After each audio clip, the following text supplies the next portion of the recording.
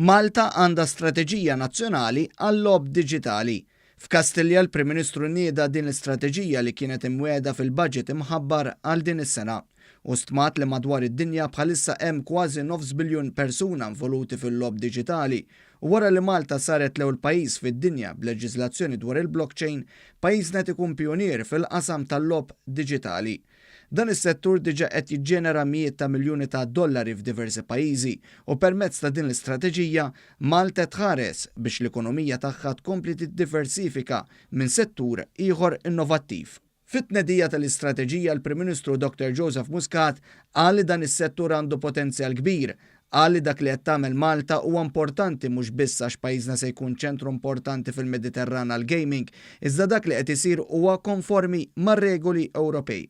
So we're stating quite clearly that within a decade we want to have this sector contribute to 1% of our GDP.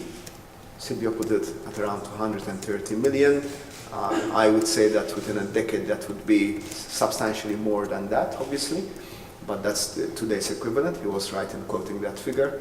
Min-naħa tiegħu is-Segretarju Parlamentari għas-Servizzi Finanzjarji, Ekonomija Diġitali u Innovazzjoni, Silvio Xkembri, saħaq li l-pjan tal-Gvern huwa li fuq medda ta' 10 snin pajjiżna joħloq ma' 3,000 impjieg full-time marbut mal-qasam tal-lob diġitali. Qal li se jkun hemm qatt ta' inċentivi fiskali lil-lat ta' kumpaniji f'dan il-qasam li operaw f'Malta.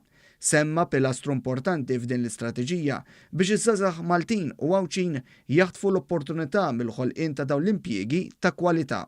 Fosthom miżuri wkoll fl-aspett edukattiv li ħankun qed naħdmu flimkien mal-MCAST u l-Università ta' Malta biex nimmodifikaw ukoll il-courses li diġà għandhom eżistenti sabiex imbagħad nagħmluhom fil-livell għoli.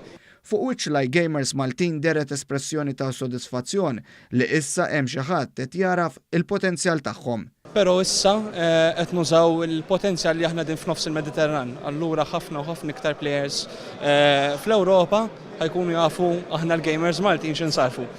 Fit-tmiem it-tnedija tal-istrateġija ġie ffirmat Memorandum of Understanding bejn il-Fondazzjoni Gaming Malta f'isem il-Gvern Malti u ESL, kumpanija rinomata u l-eqdem waħda fil-qasam tal-lob diġitali.